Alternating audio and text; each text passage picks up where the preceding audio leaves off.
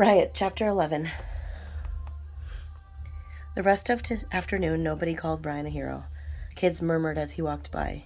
On his way to the restroom, Brian overheard one teacher scolding a fourth grader. Her name is Isabella, not Rat. Is that clear? But everyone calls. I don't care. In my classroom, you will not call anyone names. On his way back to his homeroom, Brian saw Emily Carter, a fifth grader, get escorted to the office by a teacher's aide. But I didn't try to trip him, she pleaded, tears streaming. I was just stretching my leg out when he passed. That's what you said, but Grimmel's ankle is sprained. That's serious, Emily. 5 minutes before the bell rang, Mr. Ottenstad's voice came over the intercom. Our town, he began, is experiencing a great deal of tension due to labor disputes. In the midst of this tension, Blue Ash Elementary will be a place of peace and cooperation. All students, whether they are new to the community or not, are a part of our school. Any name-calling or fighting will lead to strict disciplinary measures. We must all work together to make our school a safe and positive place. When the bell rang, Brian bolted from his desk. He was lucky to have escaped Ottenstad with only a warning. If anything ever happened again, Ottenstad had warned, then Brian's parents would be called in, and that would make an interesting meeting, Brian thought. Dad would raise his eyebrows and then scowl, wondering if Brian had gone soft for a baguette girl. Mom would be glad he'd stood up against some name-calling until she found out he'd leveled someone. Buses lined the school sidewalk, ready to transport kids like sardines in bright orange cans. Brian kept his eyes down as he passed the lines of students, the principal's office.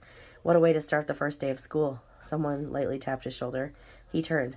Chelsea, her face pink, pressed a white note folded into 1-inch square quickly into his hand. Here. Brian shoved it in his pocket. Thanks, I gotta go. He raced away, like a marathon walker, keenly aware of his note in his right jean pocket. When he turned over the corner to his neighborhood, he yanked the paper out and unfolded it, and it read, Dear Brian, thanks for standing up for me today. I'm sorry Anders got hurt, and I'm sorry that you got into trouble. You're really sweet, Chelsea. Grasshoppers were cackling and buzzing everywhere as Brian walked the 5 blocks to his house. A 2-inch green one landed on his jean leg, and he waited to see if it would drop off on its own, but it didn't. Sweet. Chelsea thought he was sweet. When he got home, he gently picked the grasshopper off his leg and set it in a tall, red zinnia. A school bus pulled up to his house. Josh and Alyssa hopped off, racing up the driveway to meet Brian. Life for 7-year-olds sure seemed easy. Brian took the key from beneath the flower pot, opened the door, and stepped inside. The house was quiet, too quiet. He didn't mind that Mom to work, but he still preferred her to be home when he got there. Anyway, in an hour she would be finished with her work at school. Okay, you guys, he said, what do you want for a snack? Sugar Pops, Josh answered. Brian shook his head. We're supposed to save that for breakfast. Popsicles, Alyssa shouted, dropping her pink and green backpack in the middle of the kitchen floor. Alyssa, you know what Mom would say, Brian said. He put his hand on his hips, just like Mom would do. Put that away. Alyssa, her hair in 2 tight braids with purple bows, gave him a pouty smile. That smile doesn't work on me, Brian told her. Alyssa half closed her eyes and glared at Brian. She picked up her backpack and danced down the hallway. Josh followed with his pack. When they returned, they sat on the counter stools waiting. Brian didn't feel like babysitting, even if it was only for an hour. He'd rather go biking with Kyle and maybe see Chelsea somehow. Hey, he said, I know what we should do.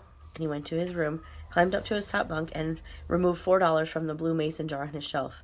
Reaching into his pocket, he had pulled out Chelsea's note and read it once more, and then he carefully refolded it and dropped it into the jar and screwed the lid on tight.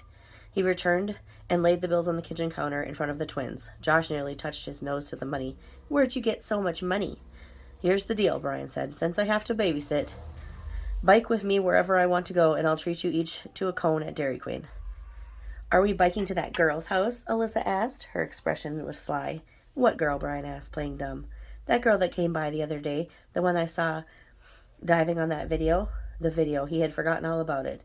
He'd have to watch it later. Do you like her, Bri? Alyssa continued. No way, he said, lying. They biked to Kyle's house, and then all 4 rode to Dairy Queen, where Brian plunked down his money and bought cones. When they were finished, Brian swung his leg over his bike seat. Let's just bike down that way, he said, pointing toward the southeast end of town. Why? Kyle asked. Does Anders live that way?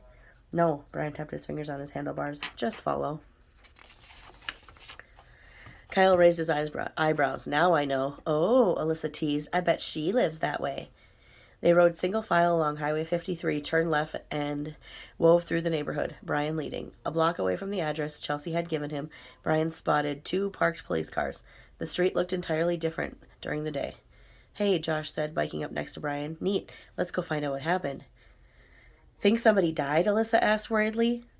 Since last fall, when one of her classmates was killed in a car accident, Alyssa always jumped to the worst conclusion. Of course not, Brian answered, but he suddenly felt sick. Why were there police cars there? Slowly he followed behind Kyle, Alyssa, and Josh toward the police cars. Outside the small, cream-colored house, 3 policemen stood talking. One held a clipboard. A woman walked alongside the house with a notepad. It was Nancy Benton from the newspaper. What happened? Something bad, that was certain. Where's Chelsea? Another police car pulled up next to the house and parked. Brian stopped pedaling. He glided slowly past, stopped, and looked over his shoulder. The inside of the house windows were painted with strange letters. The words were backwards. He deciphered the lettering in 2 windows. Go home, no more rats.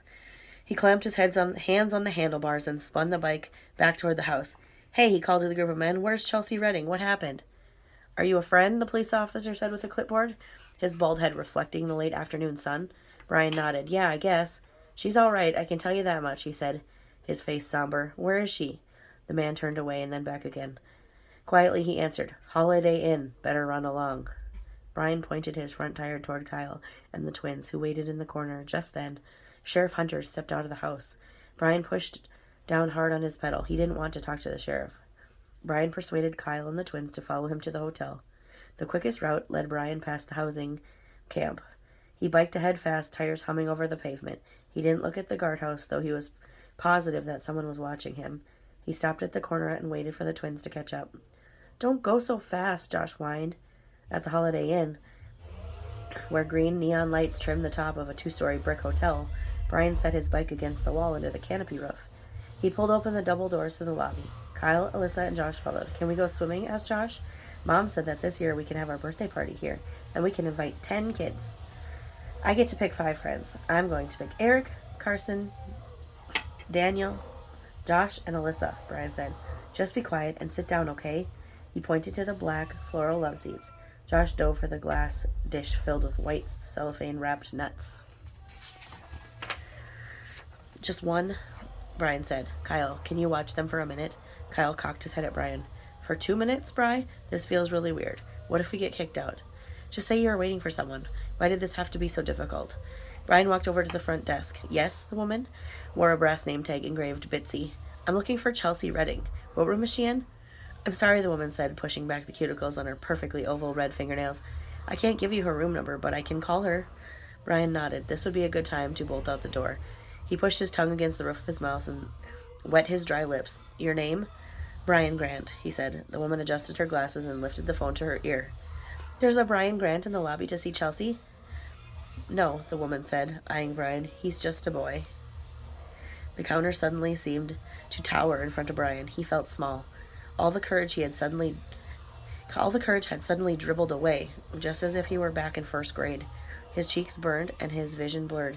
He turned away from the desk and walked toward the lobby entrance doors.